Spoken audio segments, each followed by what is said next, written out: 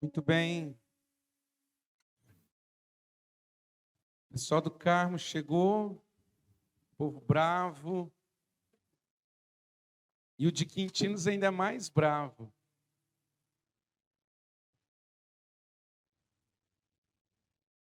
Estamos iniciando mais um congresso da renovação carismática. Eu penso que nada melhor do que um texto destes que acabamos de ouvir, este evangelho, para nortear a nossa vida. Isto é, nos colocamos agora à mesa para a refeição da alegria, a refeição do convívio, alimentar nossa espiritualidade, tantos ensinamentos, mas não devemos comer de qualquer forma.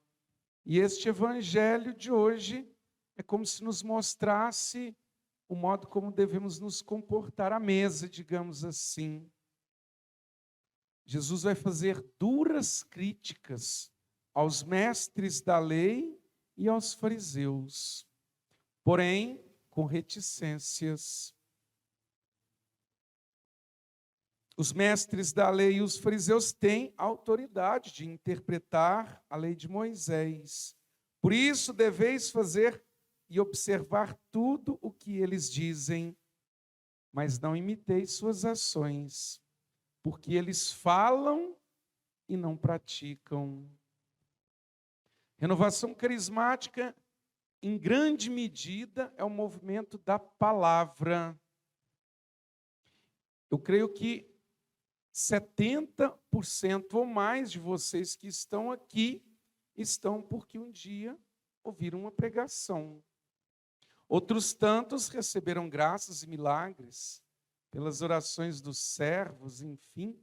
Mas a palavra entra pelo ouvido, nos diz São Paulo. E eu diria, a renovação carismática é o movimento da palavra, da pregação. Agora, pregar é uma coisa, viver aquilo que prega é outra coisa. É isso que Jesus está dizendo. Devemos pregar sempre? Sempre. E atenção, não seja hipócrita, não pregue só o que você vive, porque a palavra de Deus é muito maior do que a sua vida. E aquilo que você vai pregar vai ajudar pessoas que jamais poderão ouvir de outras pessoas. Então, não devemos reduzir a palavra de Deus à minha vida. Eu só prego aquilo que eu vivo. Alguém pode dizer, bom, então você não vai pregar nada, e a palavra de Deus é um oceano. Vai oferecer apenas pequeninas gotinhas. Se Deus te deu a capacidade, pregue a palavra em toda a sua extensão. Porque a palavra de Deus deve ser proclamada sempre. Agora, tente viver o que você prega. E não só o que você prega, o que você ouve também. Porque a palavra deve mover os nossos corações à conversão. Conversão é mudar de caminho. Não é só achar bonito. Às vezes a gente se emociona e até chora, mas sai dali vazio. Não. Vejam, os mestres da lei e os fariseus são pessoas que estudam a Bíblia, versados nas Sagradas Escrituras, mas pobrezinhos. Eles falam bonito, falam coisas importantes e que levam os outros a viver a plenitude. As pessoas que ouviam e seguiam o que eles diziam podiam ser pessoas felizes, encontravam a paz. Eles eram canais da palavra de Deus, mas pobrezinhos, e eles mesmos. Vindo para Patos de Minas, a gente via, por exemplo, ipês belíssimos, não é? Este ano as pessoas colocaram menos fogo nas matas, às margens das rodovias, e agora podemos ver toda a exuberância dos ipês amarelos. E um chamou atenção, como era belo o contraste do mato com o amarelo intenso das flores e o céu azul.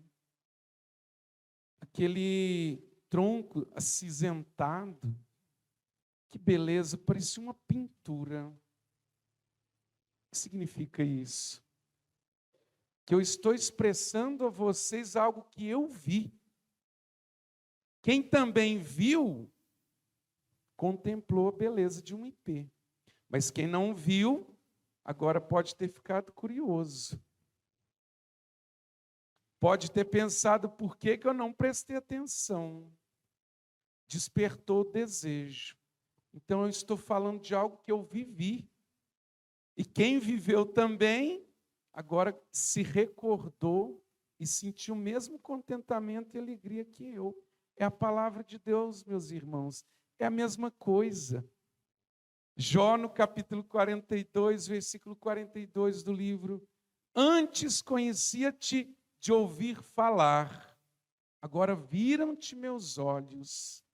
E a alegria de Jó, não só por ter recuperado tudo, mas por ter feito a experiência de Deus e falado de Deus para os outros. É claro que muitas coisas daquilo que nós pregamos nós não vimos e nem sentimos. A fé é isso, é acreditar em coisas que nós não vemos. Jesus diz: eu estive junto do Pai e eu digo a vocês aquilo que eu vi. O céu, o paraíso, a eternidade, os anjos, a Trindade Santa. E Ele expressou isso a nós. E agora nós proclamamos, mas devemos acreditar. Mas o bom de ser um pregador, e eu não digo pregador da inovação, digo qualquer um de nós missionários da palavra, é proclamar aquilo que vivemos, aquilo que sentimos, aquilo que tocamos. E se nós ainda não tocamos, toquemos. Se não fizemos a experiência, façamos. Porque neste evangelho a coisa mais triste é justamente a figura dos fariseus, dos mestres da lei. Porque falavam da palavra, às vezes colocavam pesados fardos nas costas dos outros, eles não viviam, mas o fato de não viverem significa que não fizeram a experiência. E não fazer a experiência é muito triste. Não traz a alegria, o contentamento, a paz, que nós tentemos cada vez mais assimilar a palavra à nossa vida, para vivermos a partir da palavra. E se você, por exemplo, e eu penso que tem muitos aqui, e digo a mim mesmo também, às vezes ajuda tantas pessoas falando de Deus, mas você mesmo se sente vazio, às vezes se sente na aridez espiritual, você vê a alegria dos outros em celebrar a palavra, e você às vezes faz de conta que também está, porque não sente aquela mesma alegria. Este é o momento, esta é a oportunidade. Padre, mas como é que a gente faz para viver aquilo que a gente prega? Não tem outra coisa senão o encontro pessoal com Jesus Cristo. Todos que se encontram com Jesus fazem a experiência. Veja um exemplo tão belo: Zaqueu fez a experiência de Cristo, mudou toda a sua vida. E certamente virou um grande proclamador da palavra. Aquela samaritana, depois do encontro com Cristo, mudou completamente a sua vida. E poderíamos enumerar diversos exemplos, mas eu digo por último um só: São Paulo. Às vezes fazer a experiência com Cristo significa entrar nas trevas do que vivíamos, para sairmos dali renovados, Experiência do encontro de São Paulo com Cristo, a experiência dramática de alguém que tem que cair no chão, de alguém que tem que ser levantado, de alguém que aparentemente no início não enxerga nada, um cego, mas aos poucos as coisas vão ficando tão claras a ponto de agora ele mesmo saber o caminho e mostrar aos outros, sermos autênticos. Os mestres da lei e os fariseus não eram autênticos, não viviam a alegria da palavra, embora a proclamassem. Uma vez, num vilarejo, tinha um homem com uma fama de ser um grande sábio. Quiseram então levá-lo para uma cidade grande e depois não viram nada de especial, queriam fazer um teste.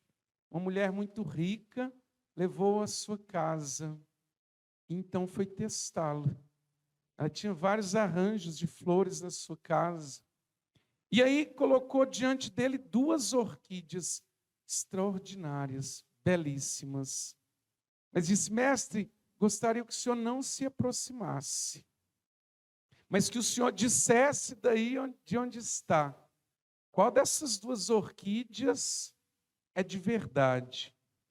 Uma é de plástico, a outra é de verdade. Porém, os arranjos são idênticos. O mestre então olhou, observou por um tempo. E de repente ele disse assim: o arranjo da esquerda é o original. É fruto da criação de Deus. Esse é verdadeiro. Tem certeza, mestre? Absoluta. E a mulher então revelou aos presentes: o mestre está correto. Este é o arranjo verdadeiro. Mas, mestre, como conseguiste discernir? Porque ninguém é capaz de fazer isso. Até eu mesma me confundo às vezes. O mestre disse: o arranjo verdadeiro atraiu as abelhas, o outro não. Ser um pregador, mestre da lei fariseu, parece muito bonito, verdadeiro, pregador original, provindo das mãos de Deus. A diferença: atrai abelhas que fabricam mel, que adoçam a boca das pessoas, a vida dos outros. Que Deus nos ajude então nesse congresso, não é? Se nós precisamos, façamos a experiência de Cristo. Se não, aprofundemos ainda mais a experiência de Cristo, para sairmos daqui proclamando a vida, a fé, a esperança daquele com quem tivemos um encontro. Louvado seja nosso Senhor Jesus Cristo.